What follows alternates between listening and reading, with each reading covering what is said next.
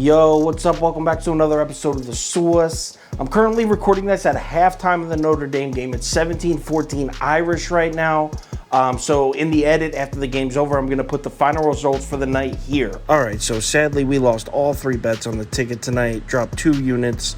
This brings our week 1 total to plus 3.2 units.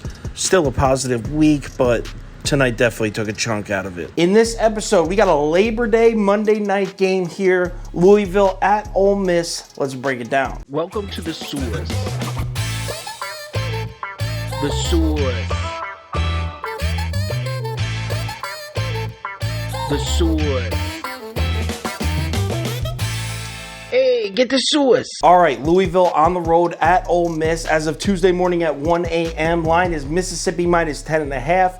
Bets and money all over the Rebels here. As of 1 a.m. Tuesday, 92% of the money is on Ole Miss. Check this out, though. I want you to look at what happens in between Tuesday morning and Thursday night. A lot of Louisville bets come in. In fact, the money gets almost even.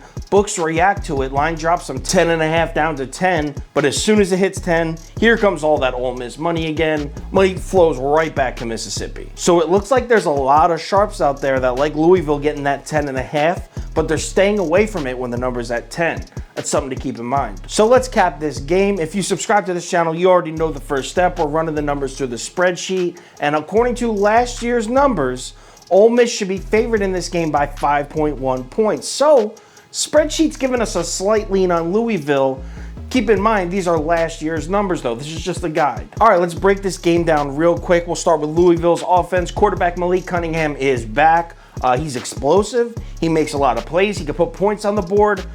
Downside, though, he turns the ball over a lot. I think he had 15 turnovers last year in just 10 or 11 games. He has a turnover problem. Now, another year's experience should help Cunningham with the turnovers. I'm not so worried about his turnovers. Something that does worry me is their wide receiver situation. They just lost both their 1 and 2 wide receivers, Tutu Atwell and Des Fitzpatrick, both gone. Think they lost their running back as well, to be honest. But I personally will always take good, smart, experienced quarterback play over receivers and running backs. I'll take good quarterback play over weapons any day of the week. So I like Louisville's offense. What do we think about the defense? So we'll start with the good news. Louisville's defense was great last year. They were 3rd in the ACC, allowing just 369 yards per game last year. Defense played great.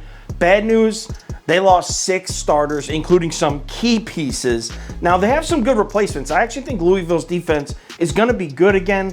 They just may need a week or 2 to get comfortable. They got a bunch of new starters. You can't expect them to just take the field and all of a sudden be one of the best defenses in the ACC again off the rip. Now, what about the other sideline? What do we think of Ole Miss? Well, start with the offense. That shit was crazy last year. That offense was insane. Lane Kiffin has that offense cooking. Matt Kroll was looking like Kurt Warner out there. They got the quarterback back. They got the offensive line back. There's no reason to think that this offense won't be explosive as hell again this year. Now, as far as the Rebels defense goes, I have serious questions, man. That defense was horrible all year last year. It was so bad. Now, you'll see a lot of SEC analysts that are using the Outback Bowl as like a talking point, being like, oh, that defense took a big step forward, played great in the Outback Bowl. Yo, straight up, let me tell you something about the Outback Bowl. I watch a lot of Big Ten football, and shutting down Indiana's offense is no accomplishment, especially without Michael Penix Jr. He didn't play in the bowl last year. So a lot of people are using that game as a reference to say that Ole Miss's defense is going to be good this year.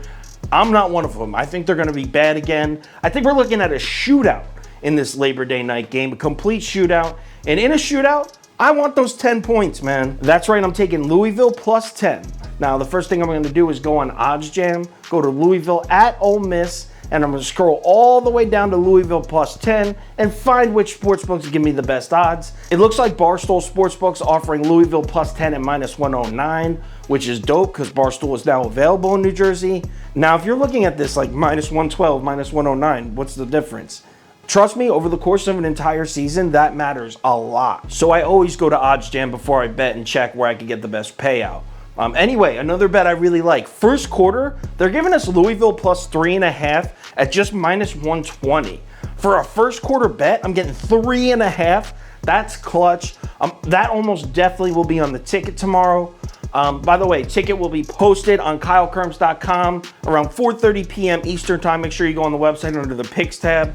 You'll see every bet I'm making for the night. Any crazy changes in the line movement, any crazy money shifts, injuries, anything like that, I'll put it on my Twitter, Instagram story, and Facebook. So make sure you check those platforms before you place your bets. Happy Labor Day to everyone. We had a solid week one. Let's follow it up with a nice little Monday night. Pick up another unit or two.